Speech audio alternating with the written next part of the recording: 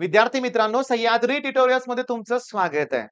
तेव्हा ना तुमच्या एक गोष्ट लक्षात आलेली आहे, की पुस्तकातलेच प्रॉब्लेम सीईटीत ॲज इट इज विचारले जरी जरी विचारले तरी म्हणूया आपण, तरी त्यात थोडेसे चेंजेस करावे लागतायत. बरोबर आहे आणि ते मी तुम्हाला शिकवतोय. दुसरी महत्वाची गोष्ट म्हणजे टाइप ओळखायला जमायला लागलंय तुम्हाला. न्यूमेरिकल बघितल्या तुम्हाला कळणार आहे, की कोणत्या टाइपचं न्यूमेरिकल आहे. सुरुवात करूया. आज पण एक नवीन टाइप घेऊया आपण. या लेक्चरमध्ये पुन्हा एक नवीन टाइप.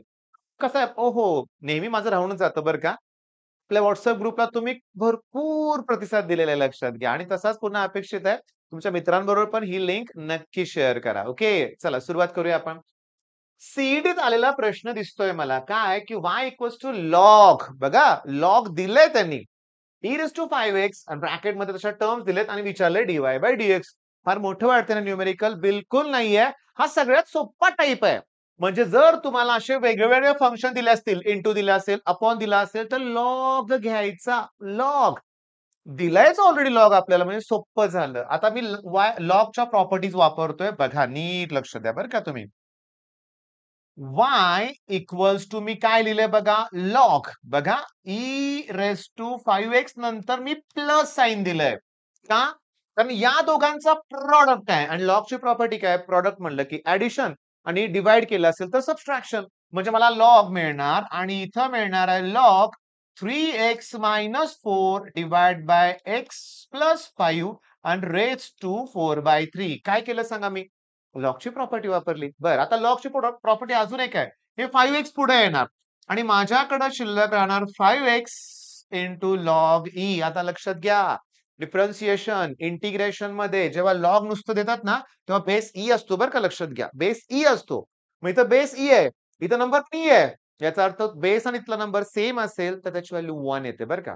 बरं इथं पण आपण करूया. हे 4/3 पुढे येणार पण ब्रॅकेटमध्ये मी लिहिणार आहे log 3x minus 4 minus log x plus 5 काय कळालं का? मल्टिप्लिकेशन म्हणून प्लस घेतलं, डिवाइड केलंय म्हणून मायनस घेतलं लक्षात घ्या. अरे केवढं सोपं. किती सोपं झालं न्यूमेरिकल. हा टाइपच अतिशय सोपा आहे. 2024 ला आलेला प्रश्न आहे बरं का सीईटीला लक्षात घ्या. आता सोडवूया आपण. मग y इक्वल्स टू काय मिळालं मला? हे डायरेक्टली आता डिफरन्शिएटच करूया ना आपण. मग differentiating with respect to x. मग y चं डेरिव्हेटिव्ह dy/dx. x चं डेरिव्हेटिव्ह 1 त्यामुळं 5 इंटू 1 येणार आहे प्लस हे 4/3 तसंच. आता ऐका लॉगचं डेरिव्हेटिव्ह 1 अपॉन असतं. मग या लॉगचं डेरिव्हेटिव्ह 1 अपॉन 3x मायनस 4 पण चेन रूल नुसार याच्यामध्ये जो एक्सचा कोएफिशियंट आहे म्हणजे चेन रूल नुसार मला ह्याच्या डेरिव्हेटिव्हनं मल्टिप्लाय करावं लागेल आणि 3x चं डेरिव्हेटिव्ह आहे 3 मायनस 1 अपॉन याचं डेरिव्हेटिव्ह x प्लस 5 1 अपॉन येणार. तिथे का चेन रूल नाहीये? अरे एक्सचं डेरिव्हेटिव्ह 1 मग 1 न मल्टिप्लाय करून कुठं फरक पडणार आहे? नाही फरक पडत. मग तुम्हाला तुमचा आन्सर मिळालंय पण थांबा. बोर्डच्या एक्झाम मध्ये हा प्रश्न आला. सीईटी मध्ये जरी आला तर सिम्प्लिफिकेशन करावं लागेल की नाही? x प्लस 5 ने याला मल्टिप्लाय करा, याने याला मल्टिप्लाय करा, ह्या दोघांचा प्रॉडक्ट करा. 4 ना 3 ना मल्टिप्लाय करा. जेवढं होईल तेवढं सिम्प्लिफाय तुम्ही करायचंय. माझं काम मी केलंय. मी तुम्हाला टाइप शोधून दिलेला आहे आणि या टाइपमध्ये कसं करायचं तुम्हाला एक्सप्लेन केलंय. बरोबर? थांबा ना. थांबा. आता बघा 2024 मध्ये 2 मे शिफ्ट 1 तोच प्रॉब्लेम होता काय? नाही 3 मे शिफ्ट 1 आणि तो 2 मे शिफ्ट 1 बघा ना वेगळे शिफ्ट आहेत पण टाइप तोच आहे. मग हा प्रश्न लगेच तुम्ही आता सोडवायला घ्यायचा. कसं करणार? y इक्वल्स टू आहा! आता खरी गंमत आहे. इथं ऑलरेडी तुम्हाला लॉग दिला होता. आहे की नाही गंमत? म्हणजे काय होतं रे माहितीये का तुम्हाला सांगू का? तुम्हाला तो विचार करायला जमला पाहिजे. मग आता मी काय करतोय? दोन्ही बाजूचा लॉग घेणार. मग log y equals to log आणि ही टर्म कोण? e raise to 4x into x minus 4 divide by x plus 3 आणि रेज टू 3/4. मग चला नेक्स्ट स्टेपला आपण सगळ्यांना वेगळं करूया. मग लॉग y इक्वल्स टू काय येणार? Log e raise to 4x नंतर प्लस साइन येणार. त्याच्यानंतर लॉग नाही देणार सोडून याच्या पुढचं देणार नाहीये सोडवून तुम्हालाच करून घेणार आहे तुमच्याकडूनच. ओके. माहिती आहे मला हे 4x पुढे घेणार, हे पुढे घेणार, डिव्हाइड म्हणलं मायनस करणार सगळं माहिती आहे. पण मी तुम्हाला हिंट फक्त काय देणार आहे याची. जेव्हा तुम्ही मगाच्या प्रॉब्लेम मध्ये बघितलं तर yचं डेरिव्हेटिव्ह डायरेक्टली dy/dx लिहिलं रे आपण. y होतं ना. आता लॉग y आहे. मग लॉग yचं डेरिव्हेटिव्ह 1 अपॉन y dy/dx येणार एवढाच फक्त फरक आहे. आणि इकडे काढा की तुमचं तुम्ही डेरिव्हेटिव्ह. तर लास्ट स्टेपला तुम्हाला dy बाय dx विचारले म्हणजे ही y ची टर्म इकडे येणार म्हणजे y म्हणजे ही सगळी टर्म तिकडे जाणार हे लक्षात घ्या. आता परत लॉग दिलंय बघा. गंमत आहे ना सांगा मग. एका ठिकाणी लॉग दिलं नाहीये, एका ठिकाणी लॉग दिलंय. लॉग दिल्यावर प्रश्न मिटला. डायरेक्टली dy बाय dx मिळेल. पण लॉग नाही दिला तर दोन्ही बाजूचा लॉग घ्यावा लागेल हे लक्षात घ्या. मग आता हाचा टाइप तर कव्हर झालाय. मग थांबा ना. हे पुस्तकातले प्रश्न आहेत. हा पुस्तकातला प्रश्न आहे. मग काय करायचं की y इक्वल्स टू लिहा e raise to x square tan x raise to x by 2 divided by 1 plus x square raise to 3 by 2 cos cube x काय करणार आता? दोन्ही बाजूला लॉग घेणार ना. सोडवा. पण थांबा. थांबा मला व्हिडिओतला सगळ्यात महत्वाचाच पॉइंट माझं सांगायचं राहून गेलाय. तो मला अगोदर सांगायला पाहिजे होता. आणि मी तुम्हाला सांगू का? ओके 6 मिनिटं झालेत फक्त. एक टाइप मी एक्सप्लेन केलाय तुम्हाला. ओके. त्याच्यात तुम्हाला कळतंय की जर त्यांनी लॉग दिला नसेल तर लॉग घ्यावा लागेल. बघा डॉट म्हणजे प्रॉडक्ट आहे म्हणजे त्या दोघांचे ऍडिशन होणार. इथं डिवाइड आहे म्हणजे मायनस येणार आणि इथं हा प्रॉडक्ट आहे म्हणजे ब्रॅकेटमध्ये दोघांचे ऍडिशन. रेस टू टर्म आहे ती पुढे येणार. रेस टू आहे ती पुढे येणार. म्हणजे लॉगच्या प्रॉपर्टी सिंपल आहेत. पण मला सांगायचंय वेगळंच. मला सांगायचंय वेगळंच. इथं सुद्धा भयानक दिसतोय प्रॉब्लेम पण नाहीये भयानक. y equals to 1 plus 3x raise to 1/3 आहे रे. क्यूब रूट आहे. नंतर 1 प्लस 4x रेस टू 1/4 आहे रे.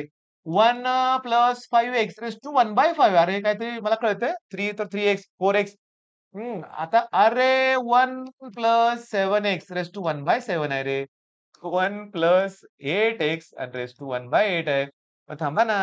थांबा. या सगळ्यामध्ये मी जर x ची व्हॅल्यू 0 पुट केली तर y ची व्हॅल्यू काय येणार? हे तर 0, 0, 0 होतील. पण 1 प्लस 0, 1, 1 प्लस 0, 1, 1 प्लस 0, 1 आणि 1 रेस टू काही असू दे आन्सर 1 येतंय.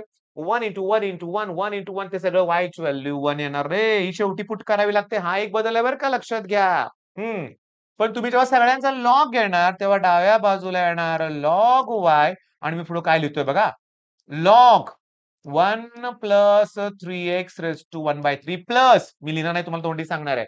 Plus log 1 plus 4x raise to 1/4 plus log 1 plus 5x raise to 1/5 minus log okay 1 plus 7x raise to 1/7 minus log 1 plus 8x raise to 1/8 आणि हे करावं लागेल आणि याचं डेरिव्हेटिव्ह काय येणार माहिती का 1 अपॉन येणार. थांबा थांबा थांबा.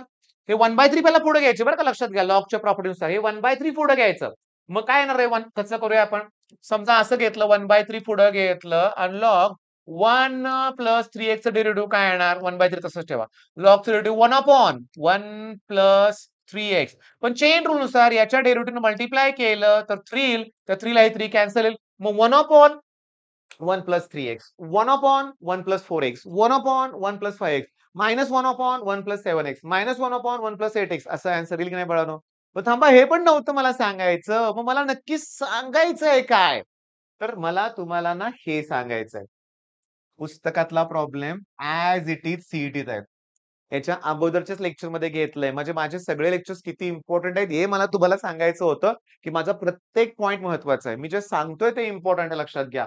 आणि हे बघा ना आपण घेतलेला पहिल्या स्लाइड मधला पहिल्या व्हिडिओ मधला लेक्चर आहे न्यूमेरिकल आहे, की 2019 ला आलंय, 2022 ला आलंय, 2023 ला थोडासा चेंज आहे आणि हे आपल्या पुस्तकात सॉल्व्ह करून दिलंय. मी तुम्हाला सांगू का? मी तुम्हाला काम देतोय. जर तुम्ही पहिला व्हिडिओ बघितलाय तर तुम्ही सेकंदात उत्तर सांगणार आहे. याचं उत्तर येणार आहे मायनस वाय अपॉन एक्स. याचं उत्तर येणार आहे मायनस वाय अपॉन एक्स. पण याचं उत्तर मायनस वाय अपॉन एक्स येणार नाहीये कारण हे पण मी सॉल्व्ह करून दिलं आहे दुसऱ्या व्हिडिओमध्ये. कारण डबल डेरिव्हेटिव्ह विचारलंय. पण मला कसं सेकंदात गणित बघितल्या बघितल्या मला कळालं की उत्तर काय येणार आहे. तुम्ही परीक्षेत एवढं सगळं सोडत बसणार आहे का? अरे एवढं पण सोडवायची गरज नाहीये. पहिला व्हिडिओ बघा 4 स्टेपमध्ये उत्तर मिळतंय. लगेच एका मुलाने मला प्रश्न विचारला, बोर्डाला मार्क मिळतील का? मिळणार, पैकीच्या पैकी मिळणार.